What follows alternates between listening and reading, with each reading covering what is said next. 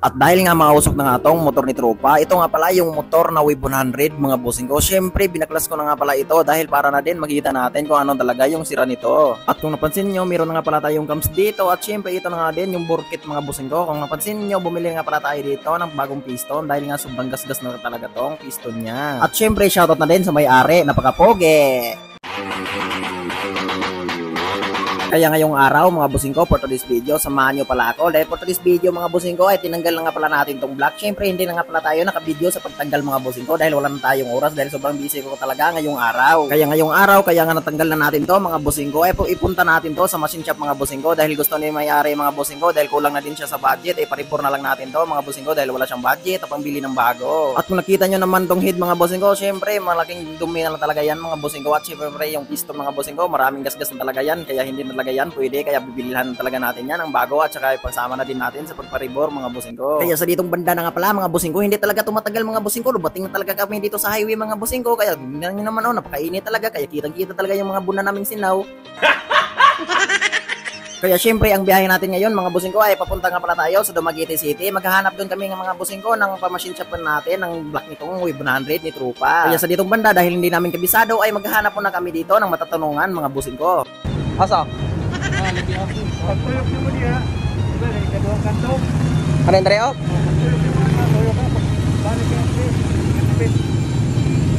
Pagsunod yaw ka ng doha ka karsada. Oh. Angat.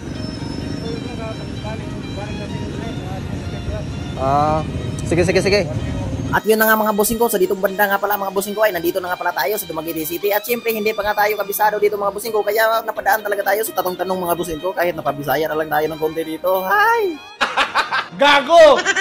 Kaya sa ditong banda na naman talaga mga bossing ko ay humunong na naman ako dahil sobrang laylay talaga ng pit ng kasama ko at saka yung pit ko. Hahaha, sorry.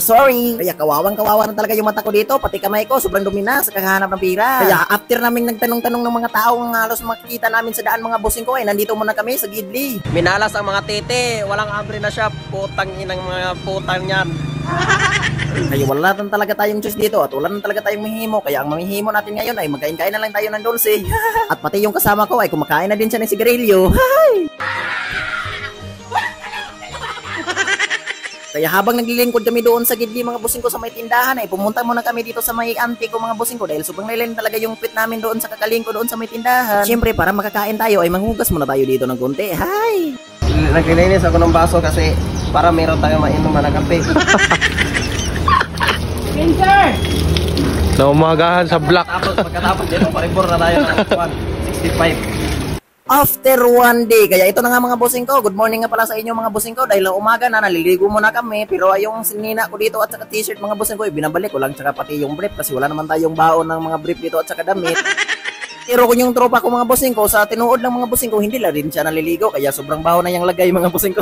Kaya ngayong umaga mga bossing ko ay magsayo-sayo muna tayo pupunta doon sa shop mga bossing ko. Dahil nandito kasi ako sa Bacong mga bossing ko, doon dito sa kapatid ng mama ko mga bossing ko. Kaya nandito na naman kami dito sa may Rosie ng Dumaguete mga bossing ko. Dahil nag-aantay kami ng may open na naman na shop dito. At syempre yung toryok natin dito ay nakatambay lang nga lang, pati yung tropa natin. Ang problema lang dito mga bossing ko, dahil pupunta namin kasi kahapon mga bossing ko, Sunday kasi kahapon mga bossing ko. Kaya na hindi tayo naaabutan, naglock na sila. Naglalak na yung shop ba kasi half day lang naman kasi sila kapag Sunday mga bossing ko. Kaya ngayong araw mga bossing ko, babawi na naman tayo kasi nagsasayo na kasi kami dito. Kaya ditong banda mga bossing ko, bumili na nga kami dito ng piston. Problema lang, yung dala naming budget dito ay sakto-sakto lang. Kaya ang problema lang dito, wala na kami makakain dito. Okay lang yan kasi nandito na tayo sa Mindanao machine shop mga bossing ko. Dito sa may Sibulan mga bossing ko. Dito sa may landinganan ng airport ba, yung mga ilipunter dito. Siyempre kasama pa din natin yung may owner ng Wave 100 mga bossing ko. Hindi ba? Hindi nagtagal talaga. Meron talagang ilipunter dito ba? Hindi talaga nagpapalibak yung ilipunter dito ba?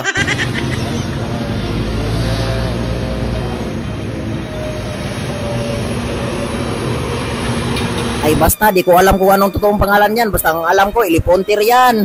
Pero siyempre, dahil sobrang init, magpapalamig muna kami dito. Ang bosin, si Boss Idol, manglilibre siya ngayon. Manglilibre siya ngayon guys. Manglilibre siya. Bako, brate. Nga green. Yeah guys, nakikita kami kanina guys ng ilipontir guys. Yeah. Iliponter. Kaya ayan, binigyan na nga tuloy ako dito ng kubra na may-ari dito sa tindahan kasi nagpakiluwi kasi ako sa tropa kong pogi dito. Kaya agad, yun nakalibre na tuloy siya dito.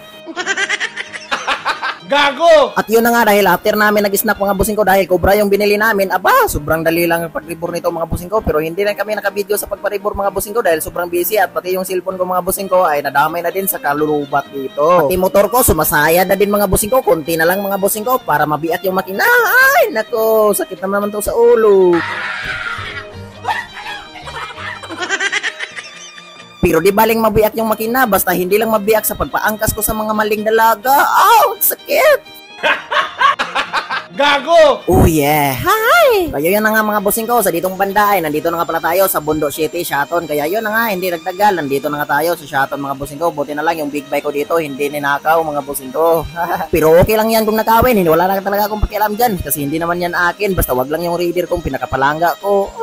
So yun na nga mga bossing ko, syempre hindi na din nagtagal mga bossing ko, dumating na kagad kami dito sa bahay. Kaso lang mga bossing ko, medyo alanganin na kasi sa pag-assemble dito kasi medyo hapon na. At parang napagod na din ako sa kakabiyahe mga bossing ko, kaya syempre bukas na lang natin to tatapusin sa pag-assemble. Kaya update ko na lang kayo bukas mga bossing ko. Ingat kayo palagi, ride safe, bye bye.